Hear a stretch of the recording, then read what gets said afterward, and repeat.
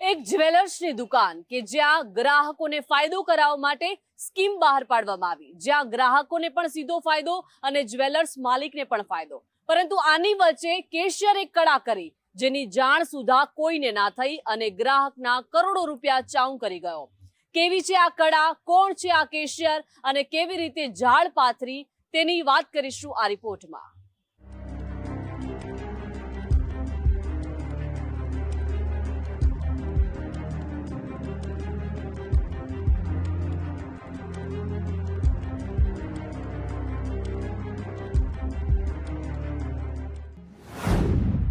Cashier કરી ગયો કરોડોની કળા, જ્વેલર્સના માલિકને લગાવ્યો ચૂનો,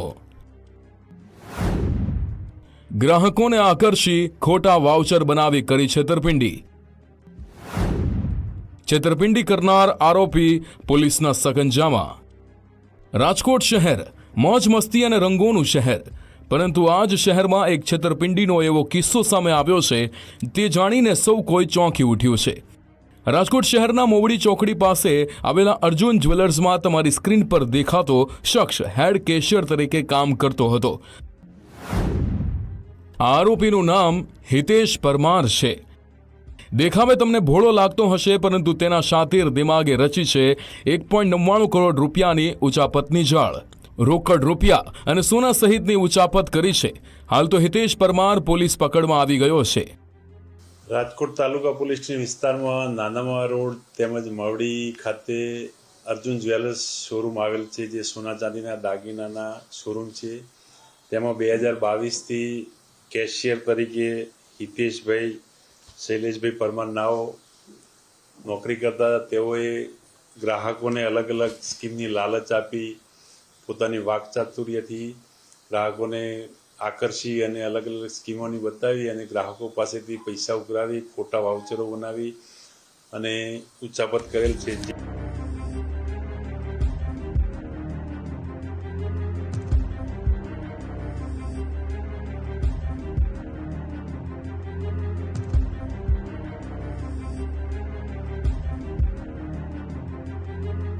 અર્જુન જ્વેલર્સના માલિક મનીષ પટેલના જણાવ્યા અનુસાર હિતેશ પરમાર આણંદ જિલ્લાના બોરસદનો વતની છે। વર્ષ 2022માં કેશિયર તરીકે નોકરી પર રાખવામાં આવ્યો હતો। 3 વર્ષથી હિતેશ પરમાર હેડ કેશિયરની ફરજ બજાવતો હતો। 5 ઓગસ્ટ 2025ના રોજ હિતેશ પરમારની ગેરવર્તણૂકને કારણે નોકરીમાંથી કાઢી નાખવામાં આવ્યો। એક અઠવાડિયા બાદ જ્વેલર્સની દુકાને એક બાદ એક ગ્રાહક પહોંચ્યા હતા। ગ્રાહકો પહોંચ્યા તો એક મોટી છેતરપિંડીનો પર્દાફાશ થયો। વર્ષ 2024થી 2025 દરમિયાન ગ્રાહકોએ સોનાના દાગીના માટે રકમ જમા કરાવી હતી। હિતેશ આ રોકડા રૂપિયા લઈ લેતો હતો અને વાઉચર આપી દેતો હતો। હિતેશ ખૂબ જ ચાલાકીથી આ વાઉચરને શોરૂમની સિસ્ટમમાં દાખલ કરતો હતો। અલગ અલગ ગ્રાહકો પાસેથી કુલ 1,99,67,000ની ઉચાપત તેમજ છેતરપિંડી કરેલ છે અને ખોટા દસ્તાવેજ બનાવેલ છે। આરોપી એના પોતાના ઘરેથી બોરસદ ખાતેથી ઝડપાયેલ છે, તેમજ તેના દિન 7ના રિમાન્ડ મેળવેલ છે અને આગળની તપાસ હાલમાં ચાલુ છે। આરોપીને પોલીસે કોર્ટમાં રજૂ કર્યો હતો અને કોર્ટે આરોપીના 7 દિવસના રિમાન્ડ મંજૂર કર્યા છે। પોલીસે એ દિશામાં તપાસ કરી રહી છે કે આરોપીએ છેતરપિંડી કરીને જે રકમની ઉચાપત કરી તે ક્યાં છે અને તેને રિકવર કરવાની કવાયત હાથ ધરી છે।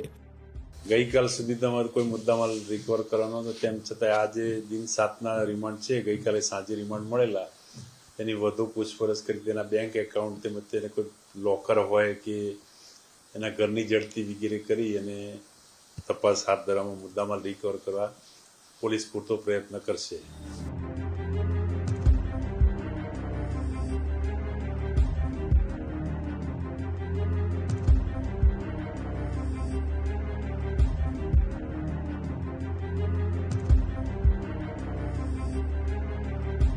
ગ્રાહકોને એમ કે તે જ્વેલર્સને રૂપિયા આપી રહ્યા છે અને જ્વેલર્સના માલિકને હેડ કેશિયર પર વિશ્વાસ હતો અને આજ તો વાતનો ફાયદો ઉઠાવીને આ કેશિયર કરોડો રૂપિયાની કળા કરી ગયો। હાલ તો પોલીસ આ મામલે સઘન તપાસ કરી રહી છે અને ગ્રાહકો અને જ્વેલર્સના માલિકનું નિવેદન લઈને તપાસ કરી રહી છે। રહીમ લાખાણી, ગુજરાત ફર્સ્ટ, રાજકોટ।